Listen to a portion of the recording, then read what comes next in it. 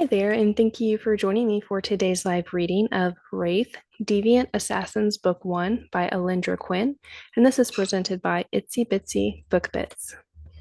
Chapter 1, Kira. The thrill of the hunt courses through my veins, a familiar, intoxicating sensation. I move silently, my footsteps undetectable even on the wet pavement of the deserted back street. A chilly wind howls through the narrow, damp alleyways bathed in the eerie glow of cold, pale moonlight. My target, a woman in her mid-50s, chats animatedly with friends standing in front of the hottest restaurant in town, a restaurant it takes most people months to get into. Pressing my back to the wall, I blend into the shadows, my camera ready. I need the perfect shot, one that captures her alive and happy. Give me a smile, honey. When she steps back and laughs, I seize the moment, snapping a photo of her oblivious joy. The flash is quick, unnoticed, and I smile.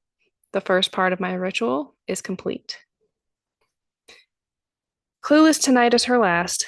Amanda Wingham saunters through the door a friend holds open as she and her entourage pass through. Wind whipping around me, I wave the photo a few times as it develops. Her fake toothpaste commercial smile appears, perfect for my needs. Satisfied, I slide it into my purse, currently contained in my backpack, on my way to the back employee entrance.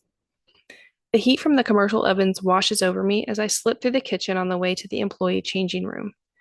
I stop at the locker belonging to my alter ego, Lana Markham, one of the two new employees hired last week. The orientation was as dull as driver's education class, but thankfully, this will be my only night using the locker. Lana isn't even on duty, and since my trainer called off sick for a couple of days, the manager won't be expecting me. Pulling off my black leather trench coat, I hang it on the hook in the locker and give one of the hostesses a contrite look as she hurries past, hissing about being late for the manager's shift meeting. Thankfully, I'm not forced to work in the seventh realm of hell that is customer service. Nobody would survive it. Once all the staff that care about their paychecks rush out for evening announcements, I quickly strip out of my dull as shit regulation black dress slacks and button down shirt, and into a black silk slip dress that hugs every curve of my body, instantly transforming from nondescript employee to nondescript customer. Annoyed at being jostled about while I shimmy into the dress, the best ferret ever, Boo, peeks out from behind a curtain of my long, straight brunette wig.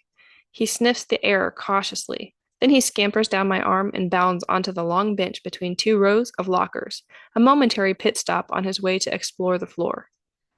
Small claws click against the concrete floor as he searches for the manager's office, no doubt to raid the stash of pistachios the chef is using in his aromatic chicken dish and pilfer the manager's desk of ill-gotten gains from skimming the profits off the books. I shut the locker after retrieving my purse with the camera and slip out into the dining room. The soft sounds of jazz filter through the room as I zigzag through the familiar space I've scouted, dodging employees and customers alike to reach my destination, the women's bathroom that some designer furnished for an exorbitant amount of money. His encouraging chuckle fades as the restroom door closes behind me. A display of vibrant flowers and brightly lit mirrors dazzle with the contrast to the aura lighting in the dining room. I claim my spot at the automatic sink next to the first one and set my purse on the counter, knowing Amanda will likely do the same. As I apply my red lipstick, aptly named Written in Blood, I can't help but smirk at the irony. It won't be long before the germaphobe comes in to wash her hands. Only 3 minutes pass before I smirk at the mirror when she proves me right and steps into the room, making a beeline for the sink next to me. She looks up and smiles, not knowing she's sharing a moment with her Grim Reaper. This night is just like any other, routine, precise, evocatively deadly. One more kill going toward paying off the debt my dickwad husband left me with. Amanda dries her hands slowly, the subtle sound of paper towel against skin the only noise in the dimly lit bathroom. I turn to her, my motion pulling her from admiring her own reflection. Amanda's gaze settles on my lips, slick and crimson, and makes the first move. I like your lipstick. Too bad that shade of red doesn't look good on me, she says. Her voice is low, a soft purr. Thanks, I say, feigning uncertainty as I flick my hair back behind the ear. My gaze traces the curve of her slender neck, then moves back to her face. My tongue traces my bottom lip teasingly as I study her from under my long lashes. I've uncovered her secret affair. One woman's curiosity, another woman's temptation. She thinks she's in control. I reinforce her belief when I murmur hesitantly, I think this shade would look sexy on you. Wrinkles gather between her dark, perfectly sculpted brows as she cocks her head. The gleam in her eyes falters for just a second, but she licks her lips too. I don't know. Her tone, softer now, is almost breathless. Well, I say, my voice drenched in sultry darkness, I can think of one way to find out. The air between us hums with anticipation as shock lights up her eyes. She turns away, tossing the paper towel in the trash cut into the marble countertop with deliberate care, like she's trying to regain some measure of control. But the corner of her mouth curves into a wicked little smile. Permission. Invitation. When she faces me again, I offer her a slow, coy smile and sink my teeth into my lower lip. Her breath catches, hips swaying as she closes the space between us, her hand sliding over mine. My name's I silence her with a single finger pressed to her lips. No names, I whisper, leaning in close, so close her breath caresses my cheek, her sweet scent enveloping us in our own sensual bubble. You can make my fantasy come true, the thrill of kissing a beautiful stranger so perfectly I slay her. Her eyes widen, then darken with something primal as she gives a quick, eager nod. Her fingers slide between mine, a deliberate movement that says she's not as innocent as she pretends.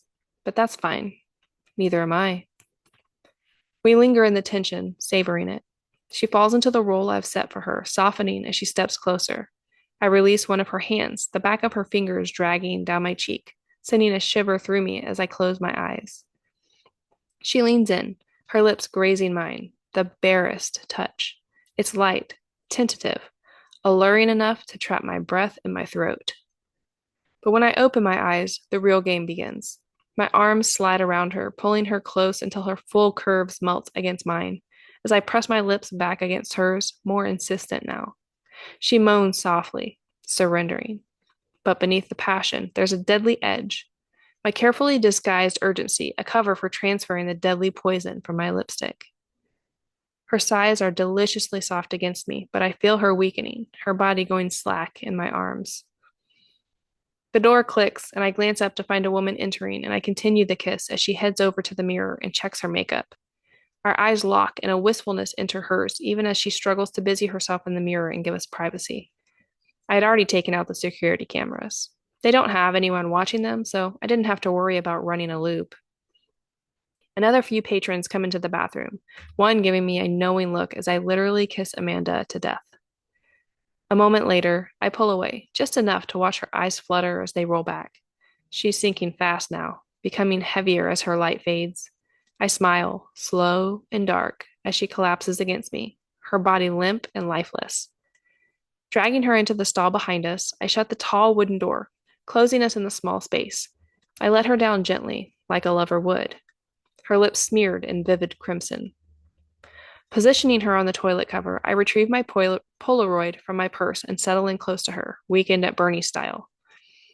Tilting my chin, I press my cheek to hers, giving the camera a huge smile and a wink as the click of the shutter echoes in the room. The film slides out still gray, not yet revealing the ultimate image of my work.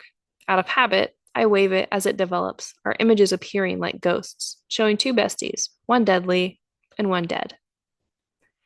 My stomach cramps as the picture shakes, a gut-wrenching memory free from its chains. But I keep it moving and shove away the reminder of the sick and twisted things my stepfather did to me.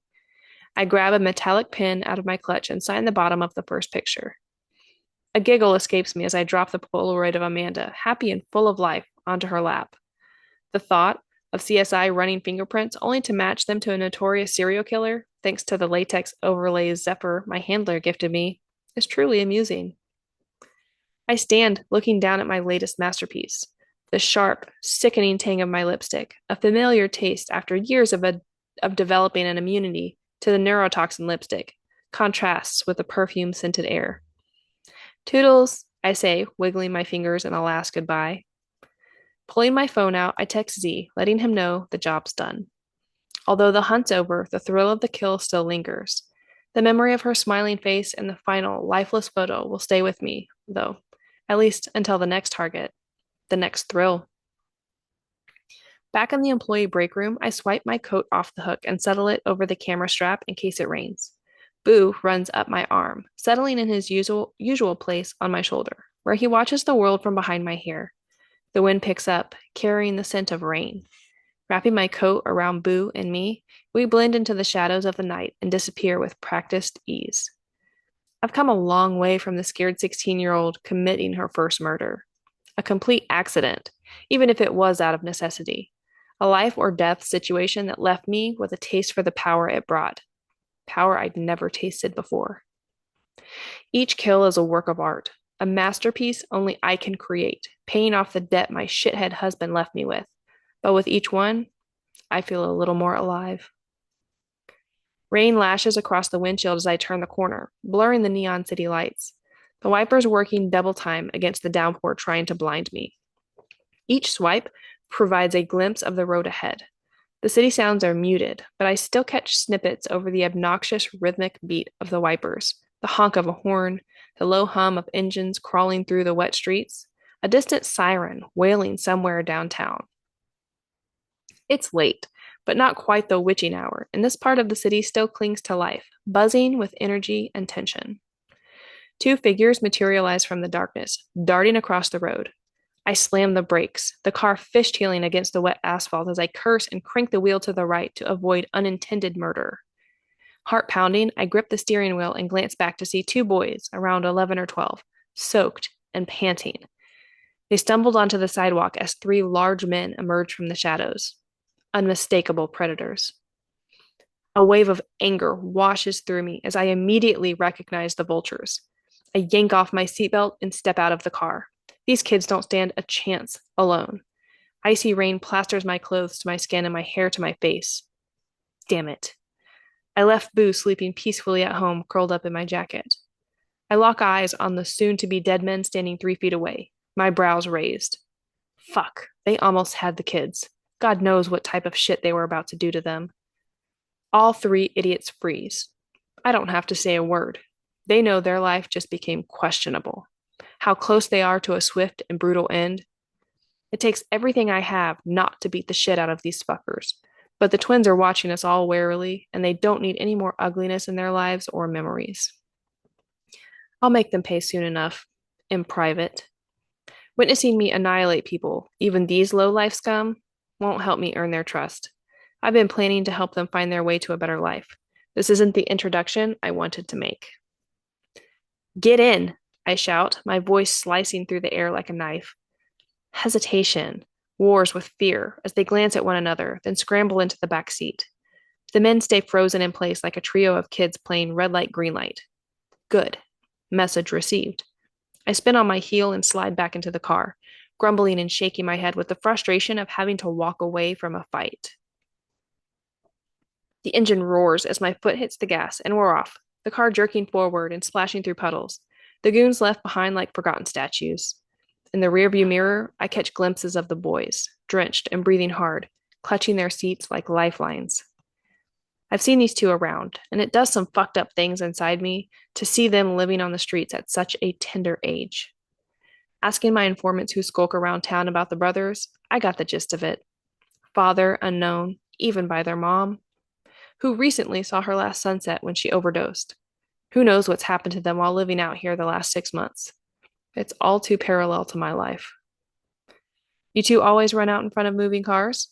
I ask, keeping my tone light as I navigate the narrow streets and turn the heater all the way up, making sure the vents are pointed toward the back. My voice seems to cut through the tension, and one of them, the one with the rain-soaked purple t-shirt, scoffs. We didn't exactly have a choice, he mutters, glancing out the window, still wary. The other one, wide-eyed, nods in agreement. They were going to kill us, he says, his voice barely above a whisper. It's raw, full of fear, and something else, something jagged. Not on my watch, I say, my gaze flicking between the rear view mirror and the road. I pull over near a 24-hour donut shop, the neon lights casting a hazy glow through the rain. Coffee and donuts. Let's go. I don't wait for a response, leaving them to decide to follow or not, as I push open the door and step into the warm, inviting shop. The aroma of burned coffee and frying dough mixes with disinfectant, a familiar, oddly comforting blend. Reaching the speckled counter, I order coffee and a dozen assorted donuts, then glance back. The twins are just inside the door, dressed in old worn tees and jeans, shivering and dripping on the worn linoleum floor. What'll it be? I ask, gesturing to the menu as I dig out a few bills. They exchange glances, surprise flashing in their eyes before they both shrug. Just coffee, black, he says, trying to sound tough, but can't quite mask the tremor in his voice. And something to eat? I prompt, catching the way his eyes dart toward the pastries on display. His boyish face turns bright red, and he glances at the box of donuts the cashier just set down on the counter. Oh, I say, realization hitting me. That's all for me. You two can order whatever you want. I'm buying. They hesitate, but eventually they each mumble a choice. I triple their order, switching out the coffee for hot chocolate with extra whipped cream. They aren't coffee drinkers. Not yet, anyhow. We sit at a table directly under the heating vent. The three of us sigh when the warmth hits us. I hand them their cups, the warmth from the hot beverage steaming up in the frosty night air. I take a sip of my coffee. The warmth seeps through me, grounding me. So, I start, setting the cup down. Who were those guys? The blue shirt boy, Cassius, I think he mumbled earlier, stares into his cup. They work for someone we owe money to. We thought we could handle it, but his voice trails off and his hands tremble slightly as he takes a sip of the coffee, trying to mask his unease. You didn't know what you were getting into. I finish for him, careful to keep my voice soft. The purple shirt boy, Crew, snorts. Does it look like we know anything? He shoots me a glare, defiant, like a stray dog daring me to come closer. Not like there were many other options. I nod, understanding. I've been there. What are you going to do now? They exchange a look that's all too familiar. They don't have a clue. Neither did I. They're cornered, but living on pride and bravado.